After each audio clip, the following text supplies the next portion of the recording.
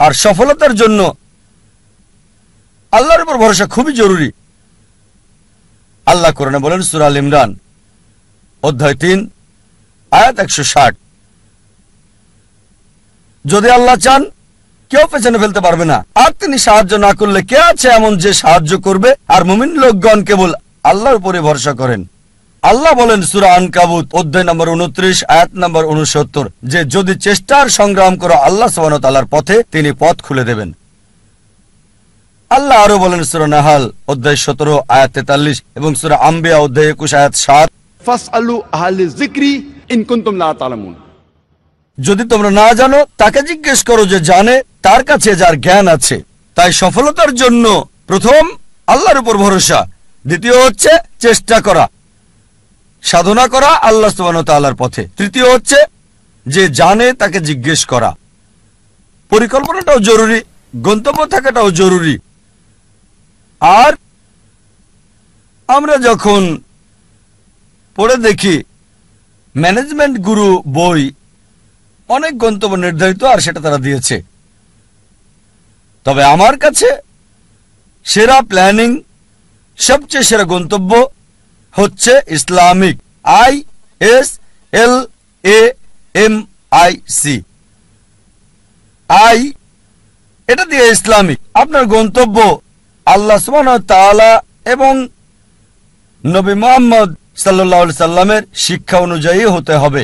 আপনার গন্তব্য কোরআন এবং সর্বশেষ এবং চূড়ান্ত বার্তাবাহক নবী মুহাম্মদ সাল্লাল্লাহু আলাইহি সাল্লামের হাদিসের অনুযায়ী হতে হবে।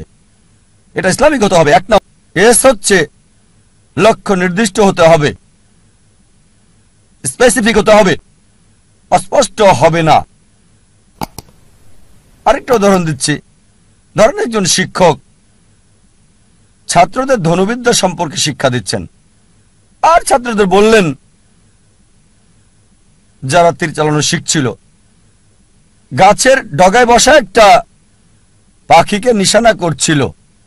সবাই নিশানা করছে, শিক্ষক বললেন আমি না বললে কেউ তীর ছুড়বে না। প্রথম ছাত্রকে বললেন নিশানা করেছো? সে বলল হ্যাঁ। তুমি কি দেখছো? সে বলল বন দেখছি, গাছ দেখছি, পাখিটাকেও দেখছি। দ্বিতীয় ছাত্রকে বললেন তুমি কি দেখছো? সে বলল স্যার গাছটা দেখছি, গাছের ডাল দেখছি, আর পাখিটাকেও দেখছি। তৃতীয় ছাত্রকে বললেন তুমি কি দেখছো? সেই ছাত্র বলল আমি শুধু গাছের ডাল দেখছি আর পাখি আর পাখির চোখ। চতুর্থ ছাত্রকে বললেন তুমি কি দেখছো? সেই ছাত্র বলল স্যার আমি শুধু চোখ দেখছি আর অন্য কিছুই দেখছি না। শিক্ষক বললেন এবার তীর ছুঁড়ে দাও, আর তীরটা পাখিটার চোখে গিয়ে লাগলো।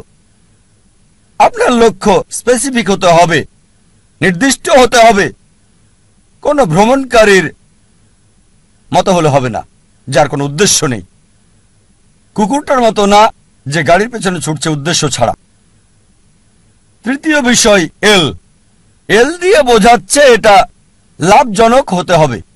প্রথমত পরকালের জন্য লাভজনক হতে পারে আখিরাতে, আবার এটা আমাদের জন্য সমানভাবে লাভজনক হতে পারে এই পৃথিবীতেও, তবে গুরুত্ব হচ্ছে আখিরাত।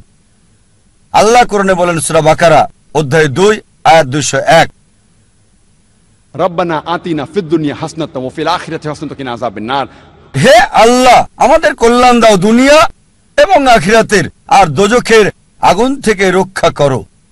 সুতরাং লাভজনক হতে হবে, উপকার থাকতে হবে, প্রথমত পরকালের, তারপর এই দুনিয়া। তবে বেশি গুরুত্ব হচ্ছে আখিরাতের, তারপর দুনিয়ার। এমন যেন না হয় যে দুনিয়ার লাভ আখিরাতের লাভকে নষ্ট করে দেবে।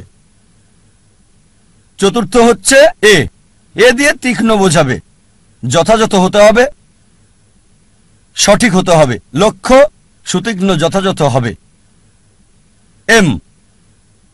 এম হচ্ছে পরিমাপ, লক্ষ্যটা পরিমাপযোগ্য হতে হবে।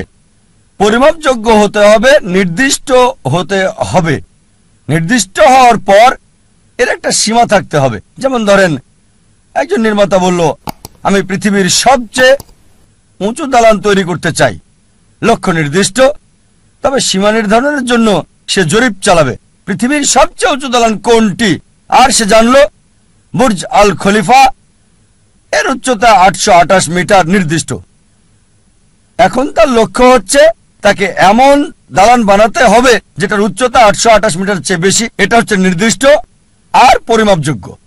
যদি পরিমাপযোগ্য হয়, মনিটর করা যাবে কতটুকু তৈরি করেছেন, আপনার লক্ষ্যের কতটুকু কাছে গেছেন আপনি। এরপর হচ্ছে নিয়ত। আমাদের প্রিয় নবীজি মুহাম্মদ সাল্লাল্লাহু আলাইহি ওয়াসাল্লাম বলেছেন, এটা আছে সহিহ বুখারীতে ভলিউম নাম্বার 1 অধ্যায় নাম্বার 1 বুক অফ ফেথ হাদিস নাম্বার 1, বুখারীর প্রথম হাদিস, ইন্নামাল আমালু বিন্নিয়া। আপনার কর্ম বিবেচনা করা হবে নিয়তের উপর। আপনার নিয়তের উপর পুরস্কৃত হবেন। আপনার নিয়তটা যেন হয় আল্লাহ এবং রাসূলুল্লাহ সাল্লাল্লাহু আলাইহি সাল্লামের সন্তুষ্টির জন্য। বিখ্যাত হওয়া, জনপ্রিয় হওয়া কারো ইচ্ছা থাকা উচিত না। যদি বিখ্যাত হওয়া উদ্দেশ্য হয় তাহলে আপনার লক্ষ্যটা ভুল। যদি উদ্দেশ্য হয় সন্তুষ্টি অর্জন আল্লাহ, আমাদের স্রষ্টা এবং রাসূলের, অবশ্যই আপনাকে আখিরাতে পুরস্কার দেওয়া হবে, আর ইনশাআল্লাহ আল্লাহ এই পৃথিবীতেও আপনাকে কল্যাণ দান করবেন। এটা ধারাবাহিকভাবে হতে হবে লক্ষ্য অর্জন পর্যন্ত। যদি লক্ষ্য অর্জনের সময় সীমিত হয় বা সীমিত না হয়, সব সময় ধারাবাহিক হতে হবে। যেমন ধরেন, আপনার লক্ষ্য হচ্ছে রমজান মাসে অন্তত কোরআন পড়তে চান প্রতিদিন 1 পারা, তা আপনার টার্গেট আছে প্রতিদিন 1 পারা পড়বেন। এভাবে ধারাবাহিক প্রতিদিন রমজান মাসে কোরআনের 1 পারা করে আপনি পড়েন। রমজান শেষে পুরো কোরআন হবে শেষ অন্তত একবার। যদি সময় সীমিত না হয়, হয়তো বলতে পারেন আমি প্রতিদিন কোরআন পড়তে চাই, একটা টার্গেট সেট করলেন, প্রতিদিন পড়বেন আধা পারা বা হতে পারে 1 পারা, এভাবে শুরু করলেন। যখন আপনি শুরু করলেন এই পড়াটা আধা পারা বা 1 পারা একদিনে, আর জীবনের শেষ দিন পর্যন্ত এভাবে ধারাবাহিক হলেন, আমাদের প্রিয় নবীজি মুহাম্মদ সাল্লাল্লাহু আলাইহি ওয়াসাল্লাম বলেছেন, এটা আছে সহিহ মুসলিম ভলিউম 1 বুক অফ সালাহ অধ্যায় 272 হাদিস নম্বর 1711। তিনি বলেছেন যে এক লোক নবীজির কাছে বলল, সবচেয়ে ভালো কাজ কোনটি যা আল্লাহ পছন্দ করেন? নবীজি বললেন, আল্লাহ সেই কাজ পছন্দ করেন যেটা ধারাবাহিকভাবে করা হয়, সেটা ছোট কাজ হলেও। একবারে অনেক কাজ করার চেয়ে ধারাবাহিকভাবে কম করাটা ভালো। তাই যে কাজটা নিয়মিত করা হয় সেই কাজটা একবারে অনেকগুলো কাজ করার চেয়ে বেশি ভালো। তাই লক্ষ্যটা হতে হবে ইসলামিক। প্রথমটা ইসলামিক, দ্বিতীয়টা সুনির্দিষ্ট প্রাসঙ্গিক, তৃতীয় লাভজনক কল্যাণকর, চতুর্থ তীক্ষ্ণ যথাযথ, পঞ্চম পরিমাপযোগ্য যা মনিটর করা যাবে, ষষ্ঠ হচ্ছে নিয়ত আল্লাহর সন্তুষ্টির জন্য হতে হবে, সপ্তম ধারাবাহিক হতে হবে।